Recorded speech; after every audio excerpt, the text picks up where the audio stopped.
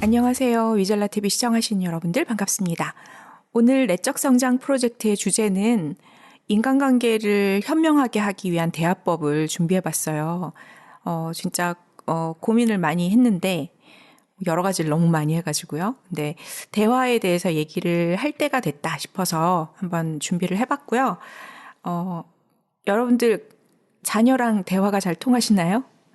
남편이나 와이프하고는 잘 통하시나요? 직장 상사 동료들. 참 어렵죠. 대화가 통한다는 게. 묻는 걸 자꾸 대답을 안 해줘요. 좀 전에 저희가 방송 하다가 끊고 다시 하는데 아침 얘기를 잠깐 에피소드 얘기를 했었거든요. 제가 카드를 만드는 것 같은 전화를 하고 있길래 카드 만들어? 하고 물어봤어요. 그랬더니 그걸 대답을 안 해주고. 저희 꼭 다시 해야 돼요? 다시 해야죠. 이거 중요한 예거든요. 흔한 예죠. 흔한 예. 흔한 예. 잘라버리면 되니까. 전에 얘기했잖아. 근데 이 대답을 정말 제가 많이 듣거든요. 전에 얘기했잖아. 기억력의 문제라고 생각해 본 적 없나요, 저희 혹시? 집에서 그 얘기 자주 들어요. 네. 어느 집이나. 네. 싸우자는 거지, 그러니까. 왜냐면 그 얘기는 이미 속에 분노가 있다는 뜻이야. 너가 뭔 말을 난 분노가 올라와. 이런 뉘앙스이기 때문에 예스로 대답할 수 없거든. 그러니까요. 몰라서 물어? 주로 이런 거 아니면. 아니 머릿속에 있는 걸 어떻게 상대가 다 알죠? 근데 그걸 안다고 착각을 우리가 하는 거죠. 우리 애들한테도 그럴 때 있지 않나요? 애들한테. 그렇죠. 곱게 얘기를 안 하죠. 전에 얘기했잖아. 너 왜 이거 안 해? 막 이러면서. 그렇지. 그러니까 우리가 서로가 서로에게 좀 그러는 것 같아요. 분노예요, 분노. 지금 대화의 문제가 아니고 저 기저에 깊은 분노가 있는 거야. 그죠. 대화의 이제 기본은 나를 읽어보고 다른 사람을 타인을 읽어보는 그 마음을 읽어보는 거라 진짜 맞아요. 마음의 기저에 뭐가 있는 거죠. 그래서 오늘은 인간관계를 위한 현명한 대화법을 한번 고민을 같이 해보기로 하고요. 영상을 하나 볼 텐데 저는 요 하트 시그널을 보지는 않았어요. 근데 이게 남녀들 왜 싱글들이 나와가지고 서로 그 안에서 짝을 이루고 이런 거잖아요. 그래서 가장 그 미묘한 심리들이 많이 나오거든요. 거기서 이제 대화를 어줍잖게 서로 하게 되죠. 환심을 끌려고 하기도 하고. 근데 그 안에서 어떤 그 커플의 예가 있는데 한번 보실게요. 이 중에서 두 명이 약간 좀 투명인간 취급을 받았어요. 그 사람은 누구냐면 이만결님이랑 이가은님이에요. 근데 이 둘은 나중에 같이 와인을 사러 나가게 돼요. 그럴 때 이가은님이 얘기를 해요. 저희 스텔스기였어요. 왜냐면 아까 그 처음 만나는 자리에서 되게 긴장도가 높고 내가 투명인간이 됐다는 것 자체가 또 긴장도가 되게 높은 상황일 수밖에 없어요. 나는 왜 이러지? 막 좀 끼고 싶은데 나는 언제 껴들어야 되지? 이런 강렬한 감정을 느끼고 있었을 텐데 이가은님이 그거에 대해서 물꼬를 텄죠. 저희 스텔스기였어요. 클로킹 뭔지 아시죠? 스타크래프트에서 이제 안 보이게 이제 투명인간이 되는 거죠. 이때 되게 이만결님은 왜 이 얘기 나왔는지 알겠죠? 이제 아까처럼 아까 같이 투명인간 취급을 받았으니까. 근데 그거에 대해서 서로 공감해주고 터놓을 수 있게 얘기를 해주면 되게 좋은 대화가 될 거예요. 피상적이지 않고. 다만 이만결님은 이렇게 흘러가요. 클로킹도 알아요? 이만결님이 게임 좋아해요? 메이플 스토리도 했다고 하고 이가은님이 맞춰줍니다. 클로킹 알면 게임 좋아하는 거죠? 그렇죠. 그건 게임 좋아하는 거죠. 이렇게 해서 게임 얘기로 흘러가 버렸어요. 사실은 두 가지예요. 하나는 왜 스텔스 얘기를 꺼냈을까? 이가은님이 게임 좋아한다는 얘기하고 싶어서 스텔스기 얘기를 꺼낸 게 아니잖아요. 아까 투명인간 취급 받았다는 거를 되게 얘기하고 싶어서 그 감정에 대해서 얘기를 하고 싶었던 거잖아요. 하지만 이만결님은 그냥 관심이 없었을 수도 있고 그냥 무념무상? 이 사람이 그냥 입이 있어서 얘기했나 보다. 약간 그런 느낌일 수도 있고 또 하나는 아까 이만결님이 투명인간이 됐다는 그 무리에 끼어들지 못했다는 그 불안감을 자극했기 때문에 그거에 대해서 대꾸를 안 해준 걸 수도 있는 거죠. 하지만 결론은 똑같아요. 무심했든 일부러 무시했든 피상적인 대화로 흘러가 버렸다는 거예요. 아이를 기르는 분들은 많이 들어봤을 거예요. 아이의 감정을 읽어주고 공감해줘라. 이게 당연한 거죠. 아이뿐 아니라 어른한테도 사실은 마찬가지예요. 그런 서로에 대해서 상대를 소중하게 생각한다는 거는 상대의 감정에 대해서 소중하게 생각한다는 거거든요. 그 중에서 말을 꺼냈다 라는 거는 굉장히 중요한 사건이에요. 사실 뭐 어떤 우리가 지나가다가 같이 뭐를 봤던지가 아니고 또는 뭐 같이 수업 듣다가 교수님의 얘기를 한다든지 뭐 숙제 얘기를 한다든지 이런 게 아니라 그냥 아무것도 없는 상태에서 발화를 했다는 거는 굉장히 뭐 좋은 찬스인 거죠. 깊이 있는 대화를 할 수 있는 좋은 찬스가 될 수 있어요. 그거를 흘려보내는 건 사실 너무 아깝다는 거죠. 네. 그러니까 그 발화라는 말이 좀 포인트인 것 같아요. 왜 우리가 아이들하고도 일상적인 대화, 뭐 먹었어, 뭐 봤어, 이런 일상적인 제안은 티키타카 그냥 잘 하다가 뜬금없이 갑자기 이 주제와 상관없는 어떤 얘기를 꺼낼 때가 있어요. 아이든. 그럼 카드 물어보신 이유가 뭔가 이야기를 하자는 뜻이었던 거예요? 그 맥락과 상관없어요. 그거는. 그렇군요. 네, 상관없고요. 그건 궁금해서. 진짜 궁금해서. 물어본 거고요. 네. 발화는 그 상황과 상관없는 건 상황에 있던 걸 물어본 건데 상관없는 뜬금없는 아까 스텔스기가 레이더에 안 잡히는 폭격기라면서요. 전 처음 알았는데 게임을 안 해가지고 그렇게 그건 게임이 아니라 실제로 있는 비행기예요. 네, 알아요. 실제로 있는 비행기인데 게임 하시면 또 그 안에서 서로 다 아는데 여자들은 진짜 뭐 모르잖아요. 잘 모르는데 그런 얘기를 했으면 그만큼 내가 투명인간 취급되는 게 좀 힘들었어라는 걸 말하기 위해서 꺼낸 건데 그거를 전혀 받지 않고 이상한 대로 흘러갔죠. 예, 그게 보통 대화를 잘 못 이끄는 사람들의 특징들인데 이게 사실 남자뿐만 아니라 여자들도 그래요. 같이 만났잖아요, 친구들끼리. 그럼 누가 무슨 얘기를 꺼냈어. 그러면 자기가 하고 싶은 이야기로 끌고 가요, 대부분. 그 사람이 그 얘기를 왜 꺼냈는지 궁금해하거나 물어보지 않고 내가 하는 주제로 그 주제를 갖고 와서 끌고 가기 나름이라 각자의 이야기를 하거든요. 이것도 약간 애매한 게 네.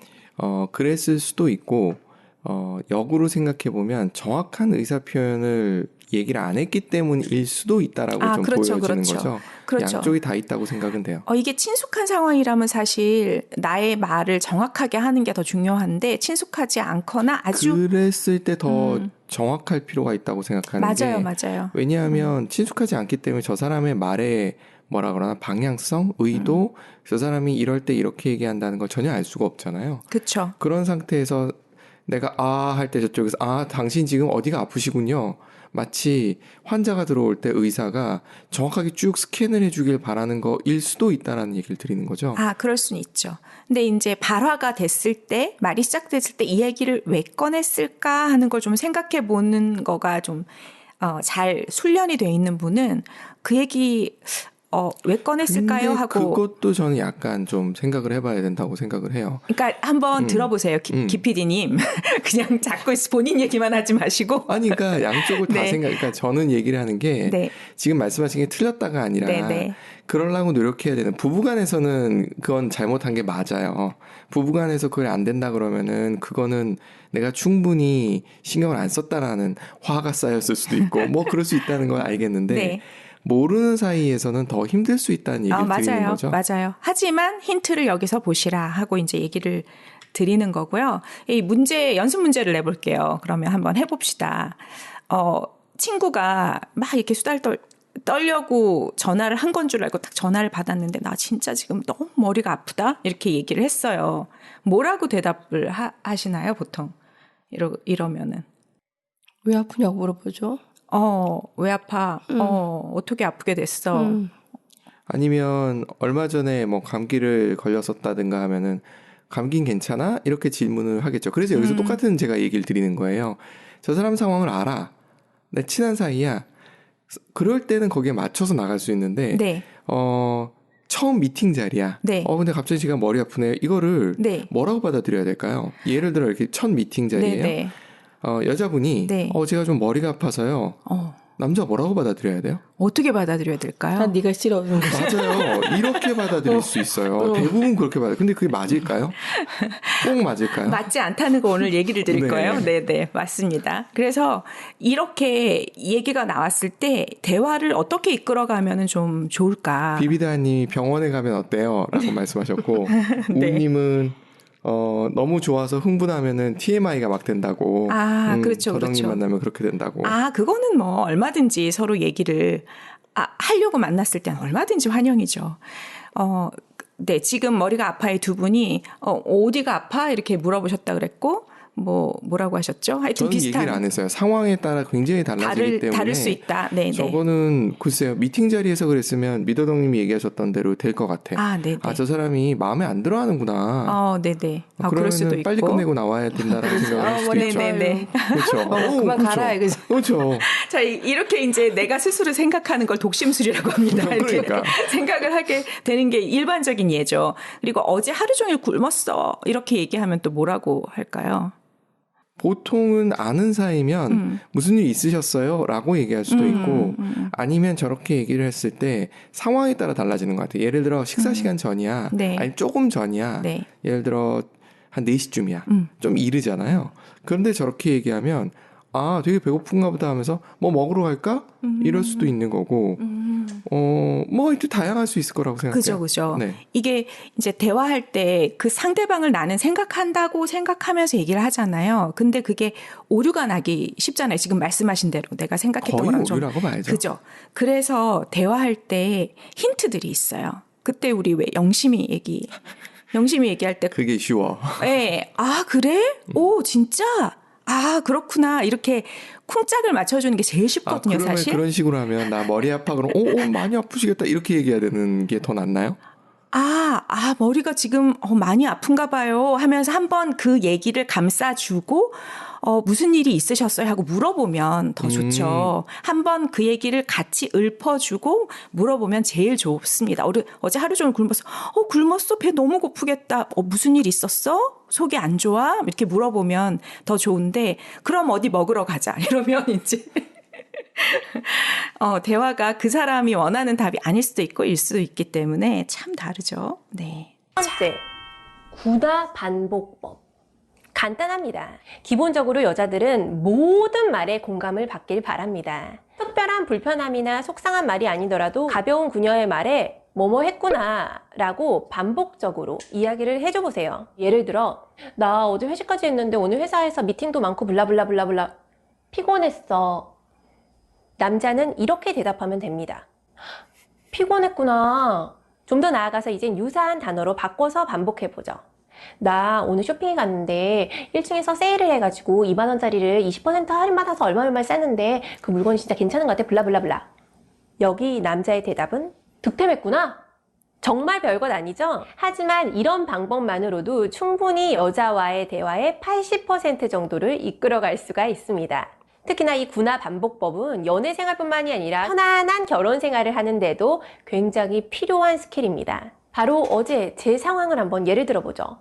오빠, 엄마가 만든 김치로 김치찌개 만들어 봤는데 맛있네? 여기 빵점짜리 대답은 80점짜리 대답은 맛있다.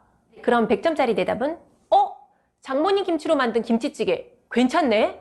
이렇게 일상적인 대화 속에서도 여자는 언제나 공감을 받길 바라고 실제로 이 구나 반복법을 통해 굉장히 유쾌하고 즐거운 대화를 부드럽게 이어나갈 수가 있습니다. 그럼 좀 더 나아가 볼까요? 전화통화를 하는데 여자친구가 머리가 아프다고 합니다.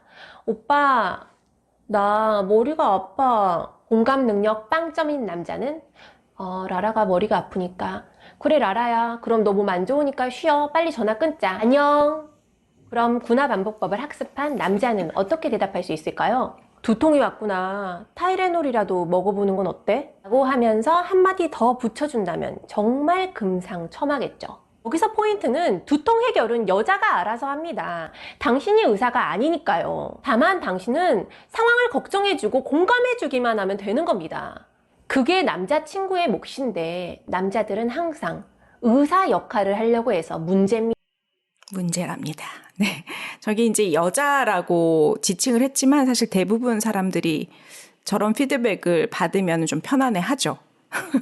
근데 남자분들이 대부분 더 못한다고 생각해서 저런 컨텐츠들이 많은 것 그러면 같아요. 이런 식이 되는 거네요. 네. 아까 상황을 예를 들어보면 네. 이렇게 되는 거죠.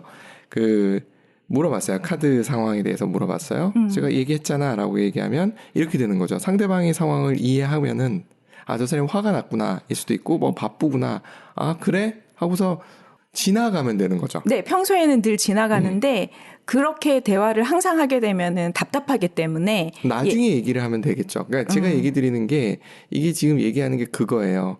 공감을 받길 바라느냐, 나도 적극적으로 공감을 맞아요, 해줄 맞아요. 거냐의 문제인데 지금 이분이 얘기하신 게 틀렸다는 게 아니라 여기서 한 발 더 나가면 상대방을 공감해 주려는 노력도 해야죠. 필요하다는 걸 얘기를 드리는 거죠. 당연히 해야죠. 그래서 그 기술은 나만 받으려고 하는 게 아니라 내가 다른 사람하고 함께 하기 위해서 필요한 것이기 때문에 맞습니다. 네, 자꾸 자기 방어하지 마시고. 아니, 방어해야죠. 할 건 하고. 그리고 또 하나 칼은 재밌었던 건 잊어버리세요. 그거예요. 칼은 잘라버리세요. 아이, 그거 잘 안 잘라지는 거 알잖아요. 심리학적으로 잘라지나요? 오프닝을 걸로 했기 때문에 들으시는 분이 너무 강렬해. 네. 그리고 또 하나는 그 정말 다른 대답이 있더군요. 뭐 샀어? 뭐 여자친구면 뭐 그렇게 지나가겠는데 배우자면 네. 반품해줘. 그렇죠. 늘 밤. 득대맥구나는 그 공유 경제가 아닐 때. 아, 그렇죠, 그렇죠. 그렇죠. 네. 훌륭한 좋은 용어네요. 공경제가 아닐 때. 네. 여기 무슨 일 있어? 이렇게 물어볼 것 같다고 말씀해 주셨는데, 그래요. 상대방의 뜻을 물어보는 것도 되게 좋은 방법인 것 같아요. 자, 이렇게 재미삼아 본 그냥 군화를 또 배웠다고 또 맨날 그랬구나라고 대답하시는 분이 계신데, 군화를 좀 응용하시라고요. 그 응용이 상당히 어렵다니까. 네, 알겠습니다. 그래서 대화에서 주의할 점이 있어요. 현명하게 나오는군요. 대화하기 위해서 주의할 점이 독심술, 라벨링, 개인화 이런 것들을 주의해야 되는데요. 독심술이란 뭘까요? 아까 얘기해 주셨잖아요. 네. 아, 그랬겠거니 하면서 상대방 거를 지레짐작해서 그래, 머리 아프면 빨리 끊자. 라고 그냥 끊어. 머리가 아파? 어떡해? 너는 지금 그러면 어떻게 지금 쉴래? 이렇게 물어보고 끊으면 되는데, 아, 그래? 하면서 내가 지레짐작해서 확 끊어버린다던가. 라벨링은 또 뭘까요? 진단명을 붙이는 거죠. 아, 그렇죠. 아, 너는 소심해. 너는 우울한 애잖아. 아, 너 우울하니까 그래, 지금 또 그렇겠다. 이렇게 라벨. 또 혹은 애한테, 넌 산만하잖아. 산만하니까 이렇게 했다. 뭐 또 뭐가 있을까요? 너는 저 같은 경우에는 너는 영어 못하잖아. 저 스스로한테 붙인 라벨링이 있어요. 그래서 영어 글자만 나오면 스스로 일단은 딱 접어요. 아, 문자를 못 보신다 뭐 이렇게 표현하는 것도 라벨링에 들어간다. 라벨링에 들어가죠. 근데 사실 좀 이렇게 난독증까지는 아니지만 조금 눈에 안 들어오긴 해요. 하지만 그걸 라벨을 붙이면 아예 접거든요. 그냥 빨리 접죠. 아, 글씨는 나는 못 읽어 이러면서. 아, 이런 것도 라벨링이네. 애들이 예를 들어서 난 이거 못해요 라고 얘기하는 것도 라벨링에 들어가는 거네요. 긍정적인 라벨링도 있을 수 있겠네. 맞아요. 난 잘해. 맞아요. 그렇죠. 그래서 미스 라벨링이 문제예요. 라벨링을 해줬는데 내가 잘못해주는 경우가 있거든요. 아이들한테도. 야, 너 그런 거 하지 마. 너 맨날 해가지고 한다고 해놓고 맨날 그런 거 못하면서 이런 식으로 라벨링 한다던가. 뭐 라벨링 수시로 하죠, 우리가. 남편한테도 또 저런다 하면서 이제 라벨링 맨날 일만 있으면 저래 막 이러면서 라벨링 하기도 하고 그렇게 라벨링이 되면은 좀 쉽지 않아요. 요거 이제 좀 이따 자세하게 얘기하도록 하고요. 개인화는 뭘까요? 네, 말씀하시죠. 근데 저기 참 어려운 것 같아요. 네. 독심술을 하지 않으려고 하면 상대방의 그 평상시의 패턴이나 이런 걸 어느 정도 참조할 수밖에 없는데 그걸 또 참조하다 보면 참조하지 마시고 물어보시라고요. 근데 또 물어봤을 때 그 네. 묻는 거에 대해서 상대방이 또 불편해할 그것도 몰라 이럴 수도 있기 때문에 이게 그쵸. 남자들 입장에서는 어쩌라고. 여자들이 무서워요. 무서운 입장에서 그러니까 아까 봤을 정답 때. 줬잖아요. 군화를 하라고. 근데 또 계속 군화만 하면 혼나. 자기는 또 맞아. 혼나. 맨날 군화만 하니 영혼 없는 또 군화만 혼나. 어. 영혼이 없지 말라고요. 군화를 하고 영혼을 그러니까 그거 잡으라고. 네, 여하튼 어려운 건 알겠어요. 이게 한순간에 안 되니까. 독심술은 일단 하면 안 돼요. 차라리 물어보세요. 예를 들면 이런 거죠. 그 여자친구가 왜 이렇게 머리 바꾸고 와가지고 남자친구한테 물어보잖아요.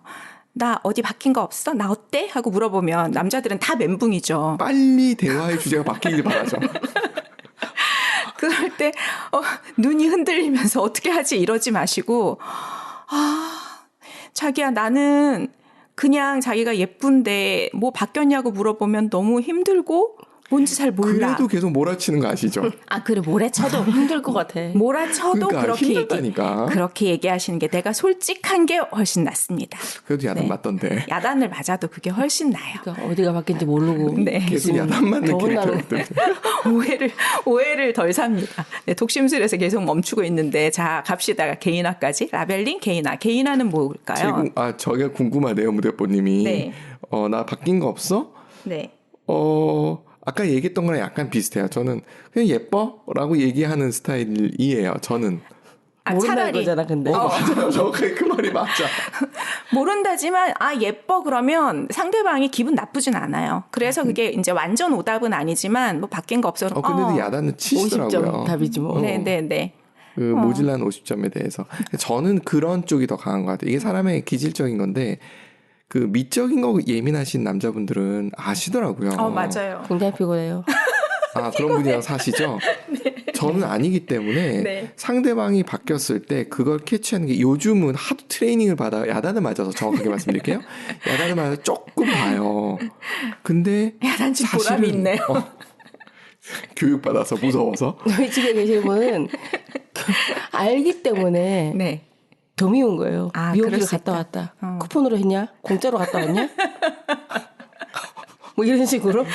그게 뭐리냐? 너무하다. 이런 식의 너무 민감하게 알기 때문에 돈 안 내고 했냐? 쿠폰으로 했냐? 뭐 이런 식으로 얘기를 하기 때문에. 달라져요? 진짜.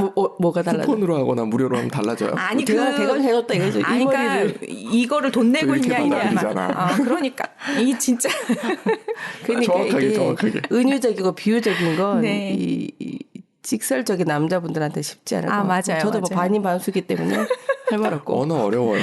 맞습니다. 어려워요. 개인화는 뭐죠? 개인화는 뭐냐 하면 모든 걸 끌어다 내 탓으로 돌리는 거. 내 탓이요? 자, 바꿔 적어주세요. 내 탓이요. 그래서 요거 이제 자세하게 하나씩 알아볼 거예요. 근데 요 세 가지가 전부 다 종합 선물 세트처럼 들어간 드라마가 하나 있었어요. 그게 뭐였냐 하면은 이것 때문에 오해가 생겨가지고 결혼하기로 한 전날 엎었던 그런 드라마가 엎어야 되겠네. 있었는데 그게 뭐였느냐 하면 또 오해요. 네, 저는 봐서. 네. 상대방이 저런 게 한번 있으면 볼게요. 왜 손으로 집어먹고 그래? 너 시집가서 그러면 근본 없다 소리 들어. 나 결혼 안 해. 뭔 소리야? 결혼 안 한다고. 미쳤어 얘가. 하기 싫어졌어. 안 할래. 뭔 소리야? 시기 내일인데. 왜 그래요? 죄송해요 할머니 저 결혼 안 해요. 이게 미쳤나 이게 진짜. 저건 진짜 때린 거야. 그래. 네, 확 여자들 맞았어요. 결혼 앞두고 심란해서 하지 말까 보다 허튼 생각하고 그래. 너 내일 식장으로 무조건 들어가. 끝난 얘기라고. 태진 씨도 알아들었다고. 왜 안 하냐고. 왜 안 하냐고 왜? 싫다고! 밥 먹는 게 꼴보기 싫어졌는데 어떻게 해 여러분들! 어떻게 하면 결혼식 하루 전날 엎어버리니? 무슨 강심장이야? 네, 저 때까지는 아무한테도 얘기를 안 했어요. 사실은 저게 본인이 상대방한테 결혼 안 하겠다고 얘기한 게 아니라 결혼하기 하루 전날 남자가 자기한테 통보한 거예요. 하루 전날. 그런데 이제 그게 안 보셨군요. 네. 이 명 드라마를. 그게 사연이 있었어요. 근데 이게 진짜 인간 심리, 뭐 연애 심리뿐만 아니라 인간 심리 되게 잘 그렸고 연기를 너무 잘해가지고 제가 뭐 다 본 드라마가 몇 개 없어요. 그래서 그 중에 하나라서 갖고 왔는데 모든 드라마가 잘 만든 거는 그런 심리가 다 들어있겠죠. 그래서 이게 이제 어떤 사연인지가 여기 나옵니다. 그 사기혐이란 게 90%는 거의 다 무혐의 처분 나니까 걱정 말고 금방 나올 거야. 혜영 씨한테 그렇게까지 할 필요 있었냐? 그럼 쪽팔리게 이 꼴 보여주면서 기다려달라고 그래? 내가 뭐 잘못했어? 아니, 근데 왜? 네가 밥 먹는 게 꼴 보기 싫어졌어. 대신 결혼은 내가 파토낸 걸로 하면 안 될까? 전 결혼 전날 차였어요. 날 평생 사랑할 자신이 없어졌대요.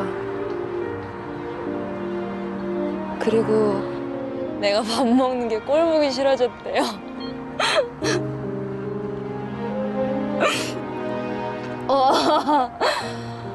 어떻게 말을 그렇게 하냐. 한 번은 말하고 싶었어요. 다시 볼 사이가 아닌 사람한테 나만큼 불행한 사람한테. 네, 좀 전에 본 내용이 뭐였냐 하면은 또 오해영이 차였잖아요. 근데 그 이유인즉슨 잘 나가는 남친 무슨 젊은 기업가였던 것 같아요. 근데 그 사람에 대해서 오해를 하고 어떻게 엮어가지고 그 사기죄로 집어넣어버린 거예요. 경제사범으로 감옥에 들어가게 된 상황이었어요. 근데 결혼을 할 사람인데 사실 이거를 대화로 풀 수 있잖아요. 근데 그렇게 생각하잖아요. 네. 이게 뭐냐 하면 여자들 입장에서 남자를 공감 못 해주는 부분이라고 저는 보는 거예요. 남자들은 그랬을 때 그게 자존심하고 남자의 자존심하고 문제가 있어요. 그게 뭐야? 라고 얘기할 수 있겠지만 그렇게 얘기하면 남자 입장에서도 동일하게 얘기를 할 수 있거든요. 그게 그쵸. 뭔데? 이렇게 얘기할 수 있으니까 그렇게 보지 말고 네네. 남자의 자존심상 저럴 수 있어요. 충분히 이해돼요. 신해철의 유명한 노래 있잖아요. 무슨 노래가 있죠? 노래 가사에 보면 난 너 사랑하는데 너를 책임질 자신이 없어. 라고 해서 그래서 떠나보내야 된다라는 이제 가사 내용이 정확히 기억이 안 나는데 그런 가사 내용이 있어요. 그러니까 얹혀살 남자한테는 해당 안 되는 거죠. 그렇죠. 그러니까 사람마다 다르긴 한데 얹혀살 남자한테는 네. 남자들은 책임질 거 없으니까. 솔직하게 얘기해서 네. 책임 좀 져줘. 나 좀 도와줘. 그렇죠. 나 좀 어떻게 좀 해봐봐 라고 얘기를 하는 거고 근데 저는 이해가 되는 거예요. 그렇죠. 내가 책임지고 싶으니까. 네, 그리고 남자분 관상 있잖아요. 한번 영화 보세요. 드라마 보세요. 네. 그 관상이 굉장히 남성적인 관상이에요. 네네. 그런 사람들이 더 그럴 가능성이 충분히 있다고 저는 생각이 돼요. 맞아요. 그래서 그게 상대방을 배려한다고 생각도 하고 나도 보호하려고 아마 그렇게 했을 거예요. 그래서 이제 그냥 너랑 밥 먹기 싫어졌어. 이렇게 밥 먹는 게 이제 꼴도 보기 싫어졌다는 그런 의미로 얘기를 해서 정 띄고 이제 끝내려고 그렇게 한 건데 사실은 그렇게 한 게 결혼 전날 알게 된 거예요. 이제 미루고 이제 그 상황이 막 목졸려 오다가 이제 곧 잡혀 들어갈 거니까. 드라마를 봐야 되는 이유는 네. 그 사연이 또 재밌어. 네, 그 사연이 또 얽히고 설키하고 재밌는데 여하튼 그래서 목졸려 들어가니까 이제 그렇게 해버릴 수밖에 없었는데 그리고 나서 이제 그 상처가 얼마나 클지를 아마 가늠을 못했을 거예요. 이 여자는 그게 평생 상처거든요. 그렇죠. 그거를 안고 간다고 생각해 보세요. 이건 정말 완전 비극이죠. 평생 트라우마로 남는다니까요. 남자들 입장에서도. 맞아요. 여자분들한테 그랬을 때 연애할 때야 뭐 차이면 끝이니까 좀 나은데 그게 아니고 결혼을 해서 살 경우에는 그게 평생 사람에 따라 다르겠지만 그럴 수 있다는, 그러니까 상호 그럴 수 있다는 생각이 들어요.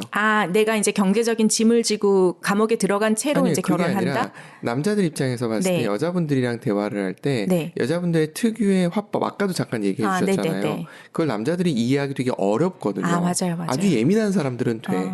그 응사인가요? 네. 거기서 유연석이 유연석 얘기해주는 그렇죠. 명대사 있잖아요. 네. 여자친구가 그 집에 방에 페인트 칠하고 냄새가 나는데 네. 뭐 이렇게 얘기했을 때 어떻게 대답해야 되냐에 대해서 저 지방에서 올라오신 남자분들이 얘기하는 거하고 문 열어라. 병원 가라. 뭐 이렇게 얘기하고 서울 남자 유연석은 힘들겠다 이렇게 얘기한다는 것 자체가 네. 좀 배우면 안 되나? 그런 거? 그러니까 마찬가지라고 생각하는 거예요. 맞아요. 네, 이게 되게 어려워요. 그렇죠. 네. 어려워요. 그래서 이제 노력을 하자고 오늘 이제 컨텐츠를 만드는 거고요. 부정적 사람들의 생각 패턴이 있어요. 사실은 이것 때문에 그 대화에서 그렇게 되는 거거든요. 보통 대화가 그렇게 나가는 이유는 자기 방어가 사실 굉장히 많기 때문에 그 어떤 생각 패턴들이 보통 있는지 생각을 해볼게요. 예를 들어 똑같이 어떤 회사에서 막 이렇게 내가 열심히 올리는 리포트를 까였어요. 그러면 그날 내가 이렇게 열심히 준비했는데 나한테 어떻게 이렇게 할 수 있어? 막 이렇게 생각하기도 하고 어떤 사람은 똑같은 상황인데도 에이 뭐 저 사람 맨날 딴 사람한테도 그러는데 그럴 수 있지 뭐 이렇게 생각하기도 한다는 거죠. 같은 상황인데 생각의 패턴이 사람마다 달라요. 그거는 기질차, 성격차 여러 가지가 있고 또 상황상 뭐 여러 가지가 있을 수 있겠지만 여하튼 똑같은 상황이라도 반응은 다르게 한다는 거죠. 그런데 어떤 상황에서 나를 보호한다고 하는 생각이 오히려 나를 해치는 경우가 있는데 그게 이제 이런 인지적 오류 때문에 생겨요. 인지적 오류가 지금 8가지로 정리를 해봤는데요. 이게 뭐 8가지만 있겠습니까? 더 많겠지만 그중에서 대표적인 거 오늘 간단하게 한번 볼게요. 대화하면서 이렇게 되는 이유들일 것 같아요. 이분법적 사고는 뭐가 있을까요? 성공 아니면 그냥 바로 실패라고 생각하는 것도 있고, 또 하나는 예를 들어 이것도 되게 가슴 아픈 일이긴 한데, 예를 들어 어릴 때 성추행을 당하거나 이럴 수 있잖아요. 그러면 이분법적 사고로는 나는 이제 평생 더럽혀졌어라고 생각해 버리는 거죠. 사실 그럴 필요 없는데 그게 안 되잖아요. 그래서 그렇게 뭐 아니면 도라고 생각하는 게 이분법적 사고고, 그렇게 됐을 때는 어떤 대화를 할 때 있어서 뭐가 치고 들어오면 바로 방어적으로 나가게 되는 거예요. 나한테 그렇게 얘기한 거는 이렇게 생각해서 이런 거 아니야? 라고 딱 단정을 지어버리기 때문에 이분법적 사고라는 게 그런 거죠. 틀렸잖아. 그러니까 일단은 뭐가 했는데 뭐가 제대로 안 돼. 그럼 안 해 하고 바로 접어버리게 되는 거죠. 이분법적 사고를 하게 되면. 자, 그리고 그 다음은 정신적 여과라고 돼 있는데요. 정신적 여과는 뭘까요? 필터? 네, 필터. 네, 맞아요. 내 맘대로 필터? 내 맘대로 필터 맞습니다. 예를 들면 오늘 내가 프레젠테이션을 막 했어요. 했는데 대부분의 사람들이 반응이 좋았어요. 근데 한 상사가 약간 표정 그렇고 뭐 한마디를 이렇게 딱 지적을 했어요. 근데 어쨌든 그게 잘 마무리되고 종료됐는데 꽤 괜찮았어. 그 반응이. 근데 나는 그중에 뭐만 갖고 오냐, 정신적 여과로. 그때 한마디 했던 그 상황, 그 소리. 그것만 계속 생각하는 거예요. 이걸 정신적인 여과라고. 네네. 그러니까 그 중에 하나를 갖고 오는 거죠. 여과해서. 그렇겠네. 다른 건 다 통과시키고 그것만 하나를 붙들고 있는 거예요. 근데 이런 상황들 정말 많거든요. 사람들마다 자기가 붙들고 싶은 게 있어. 거의 그러는 것 같은데요. 사람들이 자기가 보고 싶은 것만 보는 거랑 마찬가지로 네네. 와닿고 아니면 나한테 상처가 된 거, 아니면 거꾸로일 수도 있죠. 기분 좋은 것만 기억할 수도 있고. 그렇죠. 그거는 이제 자뻑이나 아니면 나르시스트가 이제 될 수 그게 있는 나은 것 거고. 같아. 때로는. 그렇죠. 그게 나을 수는 있는데 이제 주변에 피해만 안 끼치고 그러시면 괜찮죠. 그러니까 어린아이들이 그렇게 맑잖아요. AB형은 저런 거 없다면서요. 없진 않더라고요. 어떤 있어요. 특정 부분이 왜 있어요. 그러세요? AB형을 뭘로 보는 거야? 인간이 아닌 것 같지만 인간은 인간이야. 그래서 특이한 부분에 있어요. A형들은 저렇게 응급실 가잖아요. 구급차 불러야 돼. 마음이 상해서. O형은 본인은 모르고 딴 사람이 저런 걸 당하면은 그 이제 의협심이 나요. 의협심에 바로 불끈 일어나가지고 당신 이럴 수 있어요. 말하면서 옆에서 오지랖. 네, 제가 진짜 저런 짓 많이 해요. 오지랖질. 네, 그렇죠. 그 다음으로 이제 보면은 성급한 일반화라고 했는데 이런 경우도 되게 많죠. 뭐가 있을까요?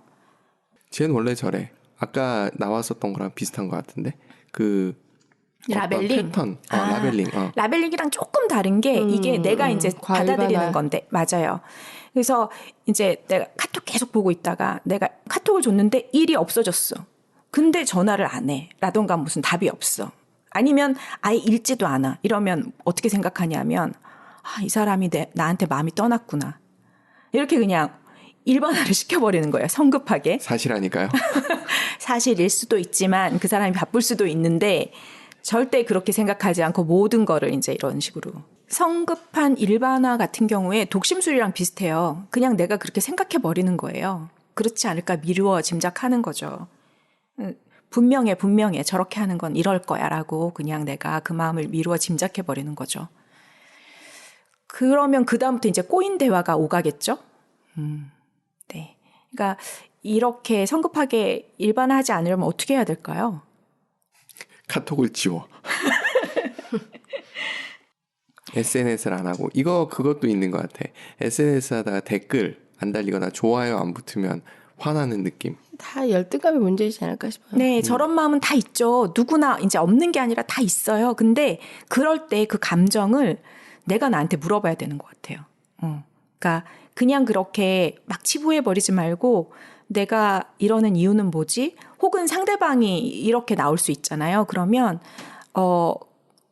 왜 그래? 무슨 기분이 좀 안 좋았어? 그것 때문에 그래? 하고 물어봐주는 그 감정에 대해서 그냥 일반화하지 않도록 물어봐주는 것도 필요한 것 같습니다. 그래서 저 벗어날 수 있으면 건강한 상태 아닌가요? 맞아요. 그러니까 모든 것은 사실 지금 오늘 우리가 하는 대화법부터 시작해서 내적 성장 프로젝트를 했던 여러 가지 것들이 사실 다 어려워요. 사람이 잘 안 변하잖아요. 쉽게 안 변하거든요. 근데 이게 반복해서 내가 그걸 인지하게 되면 아주 미세하게 바뀌어요. 그래서 그게 쌓이고 쌓이면은 언젠간 내가 좀 단단해진다? 그거를 바라봐야 되는 것 같아요. 한 번에 변해지는 절대로 않고요. 이게 세월이 쌓여서 그런 걸 계속 인지하는 걸 반복하면 조금씩 바뀝니다. 문득 그 생각이 드네요. 생각을 바꾸는 거는 0.1초도 안 걸린다라는 표현들을 하는데 네. 그게 감정하고 연결된 부분 같은 경우는 절대 0.1초가 아니라 굉장히 긴 시간이 필요하다는 생각이 드네요. 맞아요. 그게 무의식 속에 있는 어떤 것들이거든요. 그거는 나도 잘 모르는데 그거를 드러내서 인지하게 되는 데까지 시간이 걸리고 인지하고 나면은 그다음부터는 정말 휙휙 바뀌어요. 인지하는 게 문제거든요. 아, 인지가 안 되는 거예요? 감정적인 부분이 인지가 안 돼서? 괜히 기분이 나쁘거든요. 근데 그 이유는 다 있거든요. 아, 기분이 그거를 메타인지 할 수 있을 정도면 그 사람은 회복된 뭐, 거죠. 네. 근데 메타인지가 안 되기 때문에 내 늪에서 빠져나오지 못하고 그 안에서 이제 생각하니까 네. 그냥 기분이 맴도는 나빠요. 거지, 계속. 맞아요. 그러니까 그렇게 자동으로 설정돼 버린 거예요. 저렇게 하면은 날 사랑하지 않는 거야. 설정돼 버린 거죠. 약간 좀 뚱딴지 같은 질문일 수도 있는데 네. 메타인지 능력이 이게 섞여 있을 것 같긴 한데 이성적인 부분이 강해요? 감성적인 부분이 강한 거예요? 이것도 감성적인 부분이 있을 것 같긴 한데 메타인지는 두 개를 같이 복합적으로 쓸 수 있지 않으면 작동을 못 할 것 같아요. 그러니까 제가 전 메타인지는 순수하게 객관적인 것 같아요. 훨씬 더. 그 뜻은 그 모든 상황과 감정을 바깥에서 볼 수 있는 보고 능력. 수 있는 힘이기 때문에 좀 표면할 수 있는 네, 힘. 그래서 그건 감성과 이성 자체를 떨어져 나와서 바깥에서 보는 그것조차도 벗어나야 된다? 눈은 객관적인 시각이라고 제3의 눈. 내가 아닌 타인이 나를 보듯이 바라보는 거. 네, 우주 밖에서 네네. 지구를 보듯이 맞습니다. 명상인가요? 그럴 수도 있죠. 네네. 그래서 그게 자동화돼 버리면서 이렇게 독심술 쓰듯이 일반화해버리는 것들의 오류가 나한테 분명히 있을 거예요. 무언가.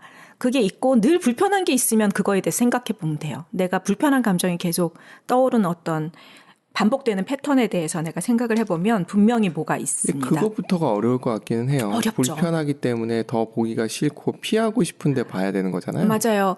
그러니까 이를테면 저 같은 경우에 이 무언가 제 안에 있는 자존감이 낮음, 뭔가 다른 사람이랑 함께 섞여 있을 때 늘 내가 못나 보이는 그게 왜일지 나도 모르겠고 그게 너무 힘들고 그랬던 그 과거의 과정이 있었는데 그게 되게 모호하게 뒤죽박죽 죽처럼 섞여 있었거든요. 근데 그게 늘 불편한 거야. 그래서 이제 어느 날 생각해 보게 된 거죠. 그랬을 때 나 이렇게 똑같은 패턴으로 살면 나 계속 이렇게 괴롭겠다는 걸 어느 날 인지를 하게 된 거예요. 그게 사람마다 인지하는 계기가 있을 것 같아요. 저 같은 경우는 그게 왔고 그래서 나 이 모양으로 70까지 살고 싶진 않아가 그 30대 중반에 왔기 때문에 그때부터 적극적으로 찾으려고 했던 거거든요. 그 70이 원인을. 넘어가면 해결이 되는 거였군요. 아니죠. 그때쯤 죽을 줄 알았죠. 그때는. 네, 그래서 인생 반 이렇게 살았는데 앞으로 반 이렇게 살긴 싫다 이런 생각이었는데 그런 현타가 누구나 한 번쯤 올 텐데 그 현타가 좀 심하게 왔을 때 고민을 해보시면 그런 계기가 있으면 좋죠. 사실 어떤 분은 건강을 완전히 잃었을 때 이런 게 시작되기도 하고요. 명성이 막 자자하다 갑자기 꺾였을 때도 이렇게 뭔가 계기가 오기도 하고요. 계기가 오는 건 다 사람마다 다른데 그 어떤 계기에서 좀 이렇게 나를 딱 들여다보려고 할 때부터 시작인 것 같아요. 쉽진 않습니다. 근데 이렇게 계속 얘기하는 이유, 그리고 사람들이 심리를 너무 좋아하는 이유는 다 그건 것 같아요. 괴로우니까, 자기가. 그런 게 아닐까 싶어요.